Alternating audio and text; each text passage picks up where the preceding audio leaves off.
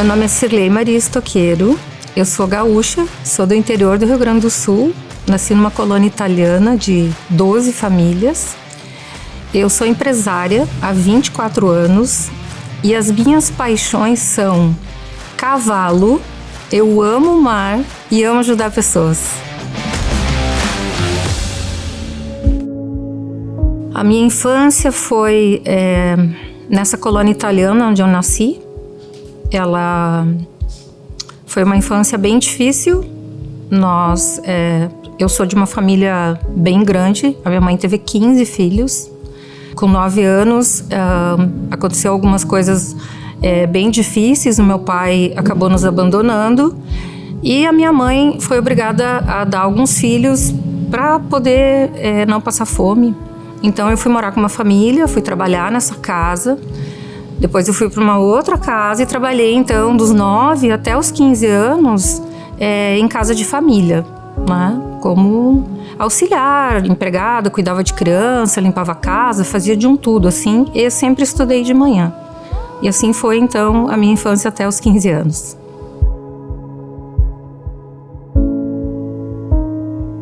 Foi de muito aprendizado, mas também de muita dificuldade. Então, eu estudava de manhã, trabalhava o resto do dia. Junto com isso, eu também saía vender cosméticos de casa em casa. Pensa, na época eu já era empreendedora e não sabia. Mas eu não fazia isso por mim. Eu fazia isso porque as casas das quais eu morava e trabalhava, elas me obrigavam. Então, assim, eu me sentia muito infeliz sempre. Eu sentia muita falta da minha mãe. Eu digo que eu chorava praticamente todas as noites. Eu não tinha ninguém para conversar ou que me desse algum direcionamento. E eu tentava seguir um caminho correto, né? Do que eu aprendi, assim, ou na igreja, ou com famílias de colegas de escola, assim. Mas eu era uma criança e uma adolescente triste.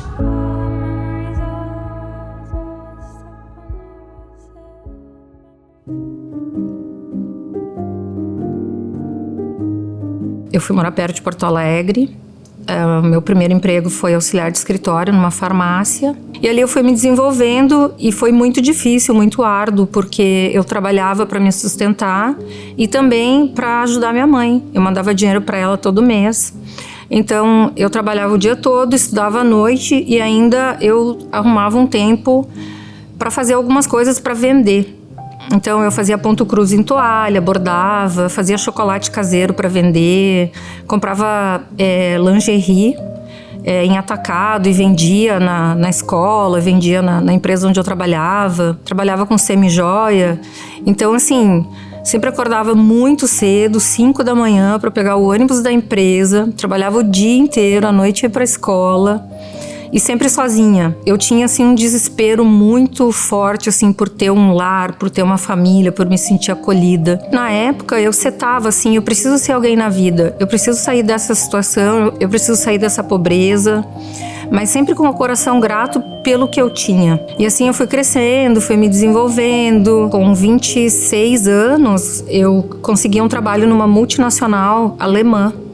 E aquilo para mim foi, assim, maravilhoso, porque na época era muito difícil, a pessoa precisava falar inglês ou alemão. Foi assim, pelo mérito do meu trabalho, pela minha desenvoltura, seriedade, né? Aí as coisas começaram a melhorar.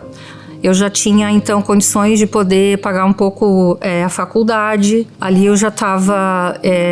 conheci o pai do meu filho, meu ex-marido. E aí as coisas começaram a acontecer. E logo depois, eu, então, recebi uma proposta para trabalhar na China.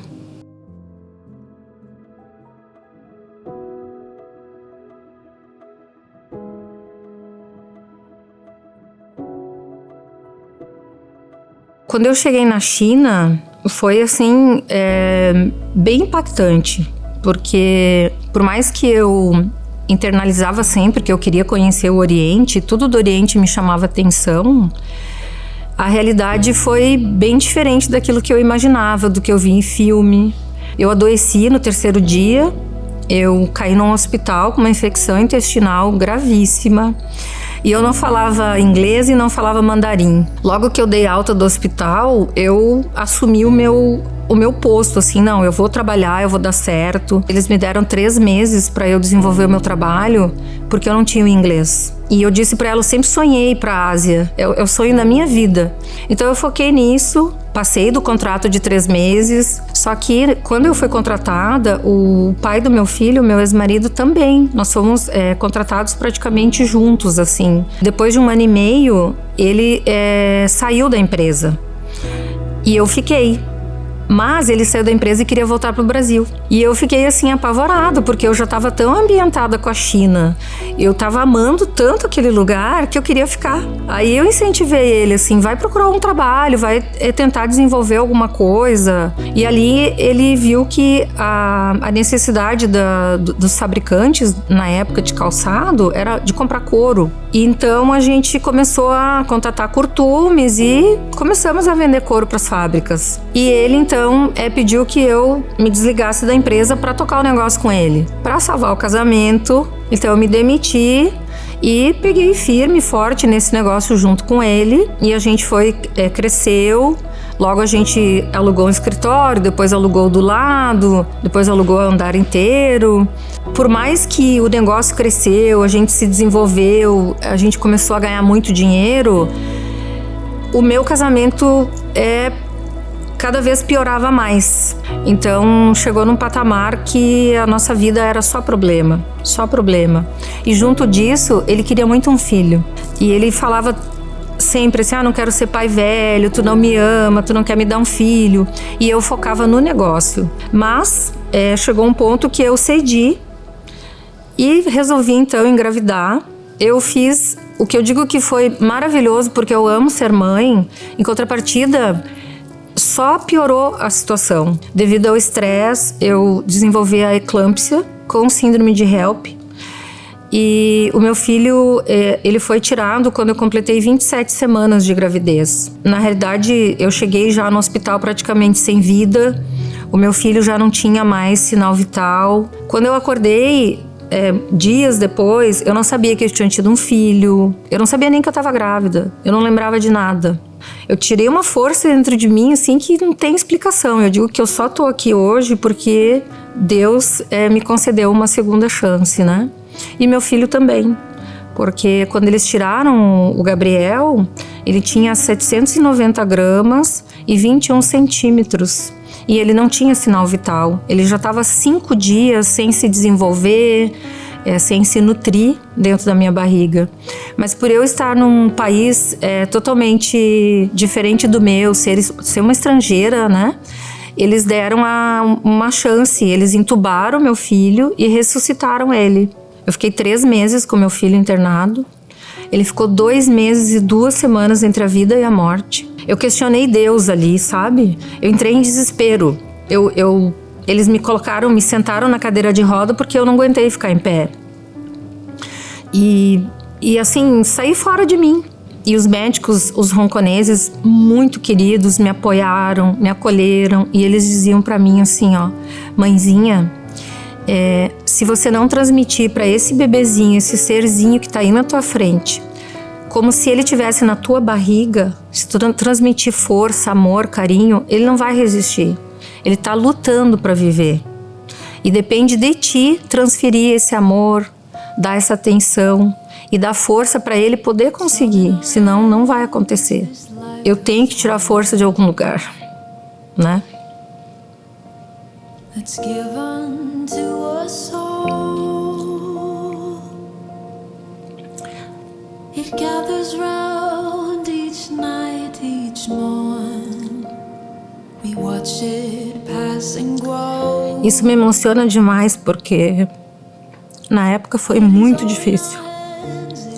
Eu me senti de novo abandonada, como eu já tinha sentido muitas vezes. Só que eu tinha ainda alguém que dependia de mim. E quando os médicos falaram, a vida dele depende de ti, porque pela medicina a gente está fazendo de tudo, mas não é o suficiente. Ali eu fui buscar uma Cirlei que eu acho que eu nunca tinha encontrado ainda. Que é uma Cirlei forte, Porque eu digo assim, todos nós temos, a gente se sente fraco, mas a gente também tem uma pessoa forte dentro da gente. A gente sente medo, mas a gente também lá dentro tem uma pessoa que não tem medo, que ela faz o que precisa ser feito. Então ali eu esqueci de mim e eu só foquei na saúde do meu filho, em transmitir tudo o que eu podia para ele. Eu rezava muito, eu pedia para Deus, quando os médicos diziam assim, mãezinha, a gente não tem mais o que fazer. Pela medicina a gente já tentou de tudo, é só um milagre pro seu filho viver. E eu ajoelhava e dizia para Deus, eu não sou merecedora, mas eu entrego nas tuas mãos. A vida inteira eu fui grata por tudo e eu vou continuar sendo grata por tudo. Então o Senhor que decide. E todas as vezes que eu dobrava meus joelhos, o Gabriel revertia o quadro que ele estava. E os médicos, todos budistas, vinham para mim e diziam assim, o teu Deus está dando a segunda chance pro teu filho, porque pela medicina não explica como ele reverteu esse quadro.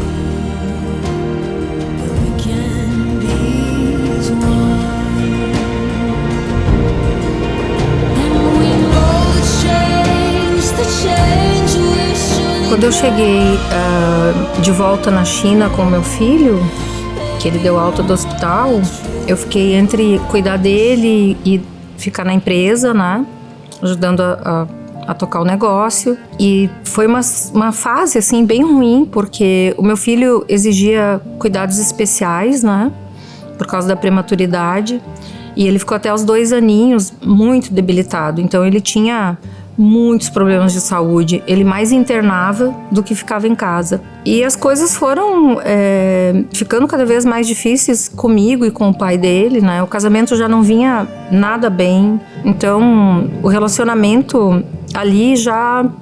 Nesse período que eu fiquei no hospital, que foram 3 meses, ali o meu casamento já estava acabado. Nesses 2 anos, até o meu filho se estabilizar, eu fui me fortalecendo de uma maneira, assim, para acabar com tudo que me fazia sofrer.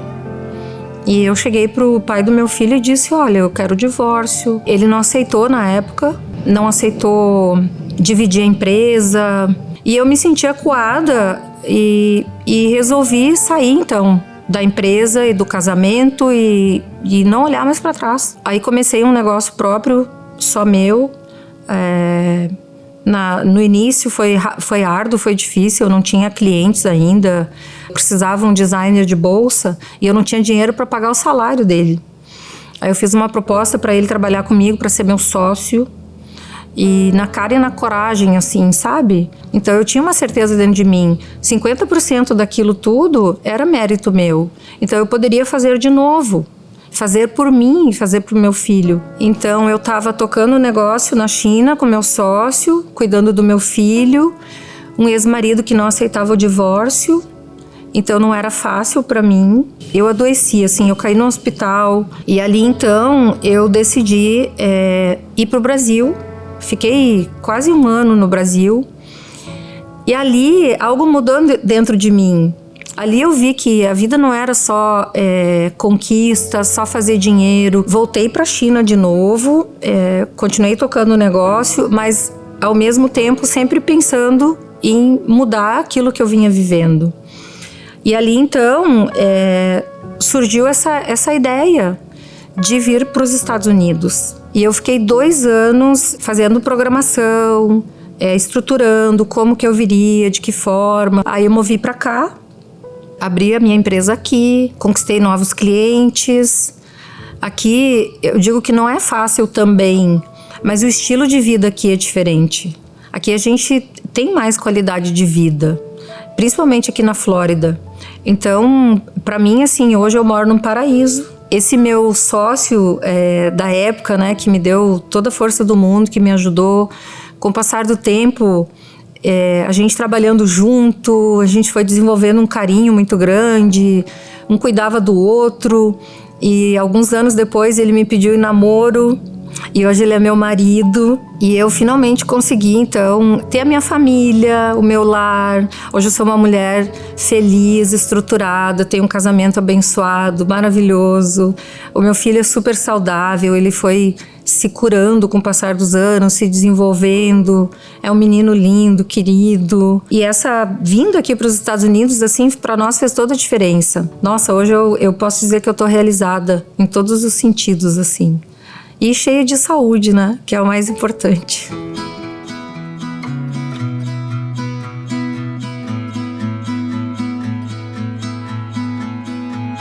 A gente trabalha aqui nos Estados Unidos com desenvolvimento de produto.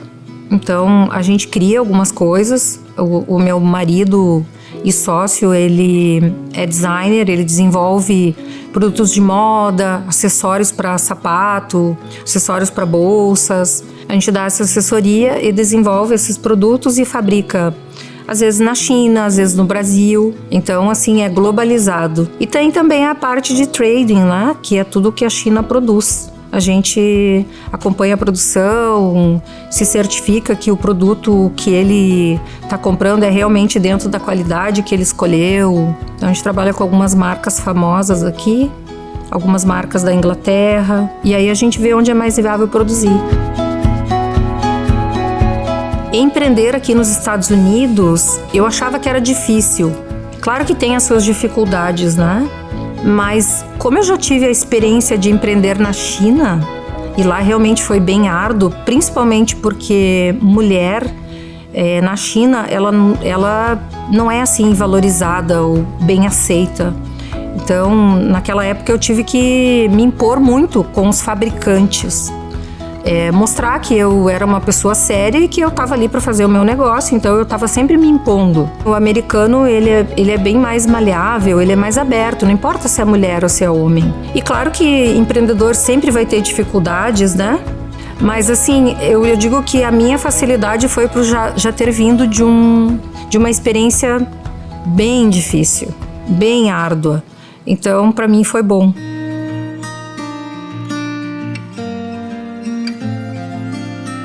Hoje eu mentoro pessoas e negócios, né? Isso é uma paixão antiga, porque eu acho que por muita experiência, muita bagagem de vida, muitos desafios, essa experiência de China, lá, inclusive, as pessoas me buscavam muito, assim, pedindo ajuda.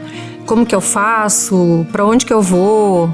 Eu já mentorava e eu não sabia que isso se chamava mentorar. Esses anos de China foi uma escola maravilhosa. Eu amo ajudar, eu não posso ver ninguém sofrendo. E Deus acho que vai encaminhando o que é a tua essência, qual que é o teu propósito de vida. E o meu propósito hoje é, dentro das mentorias, mudar a vida das pessoas. Eu acho que a minha maior inspiração, assim, ó, não é clichê, tá? Todos os desafios que eu passei, todos os momentos, assim, de sentimento, de sofrimento profundo que eu tive, eu sempre lembrava da trajetória de Jesus. Porque quando eu era criança, que a gente era obrigada a ir todo domingo na igreja, nessa igreja tinha toda a trajetória do Calvário, da crucificação de Jesus. E eu, toda vez que eu ia, eu olhava. E ali, às vezes, eu chorava, vendo o quanto ele sofreu e o quanto ele se superou. Então, a minha vida inteira, eu me inspirei nisso. E eu tento, cada dia, ser uma pessoa melhor, baseado em tudo que ele ensina. Porque quando a gente vai lá no fundo do poço, pra mim, é só Deus que nos tira de lá, sabe? Então, essa é a minha maior inspiração. O que eu mais amo de fazer nas horas vagas é tomar chimarrão com meu marido. A gente ama tomar chimarrão e ficar conversando. A gente fala muito, a gente conversa muito sobre a vida, a gente fala muito de Deus, os nossos projetos futuros. Eu amo isso. Eu amo também assistir séries, eu amo ler, sempre que dá, a gente vai pra praia. Eu gosto de relaxar, curtir. Então, na minha casa, toda sexta-feira é pizza. A gente toma um chimarrão no final da tarde, daí a gente toma um drinkzinho para abrir o apetite e depois a gente janta pizza. Fica aquela união familiar ali, né? É bem prazeroso, muito bom.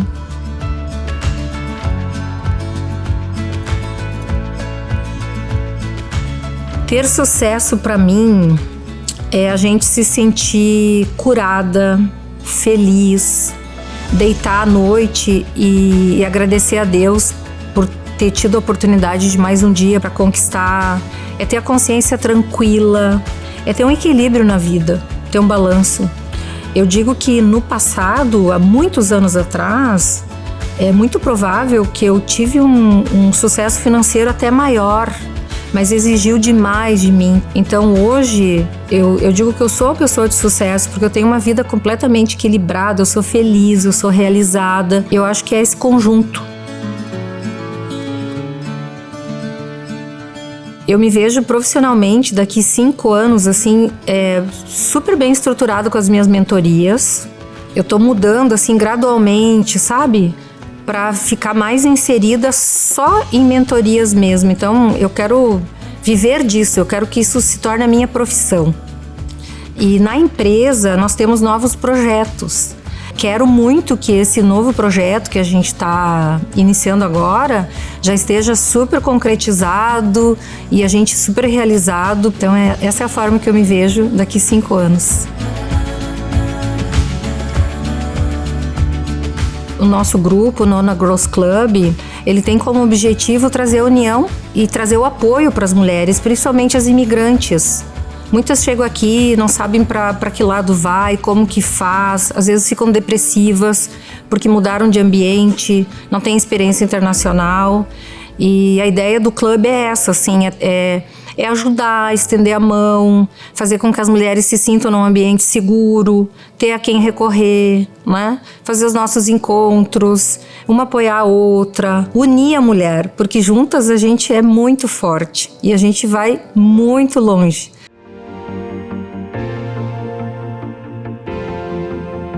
Quem deseja empreender e tem medo de arriscar, eu falo que eu também tive medo. Eu tive muito medo. Porque normalmente a gente pensa assim, eu vou trocar o certo pelo duvidoso. Mas vale a pena. É libertador. Hoje eu faço o meu horário, eu tenho liberdade geográfica, eu posso trabalhar de qualquer lugar do mundo, qualquer horário que eu quiser. Claro que vai exigir muito da gente, né?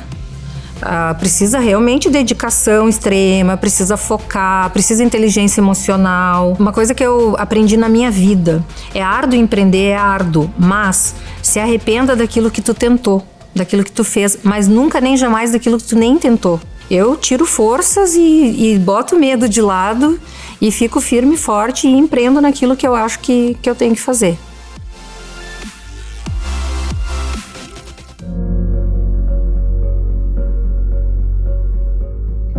A cidade é delas, deles também, mas a mulher, eu digo que ela é a nutridora do mundo. A gente gera um ser no nosso ventre, então nós temos uma força incrível. Assim como a gente une, a gente separa. Já tem um ditado que diz que a mulher ou ela alavanca um homem ou ela destrói.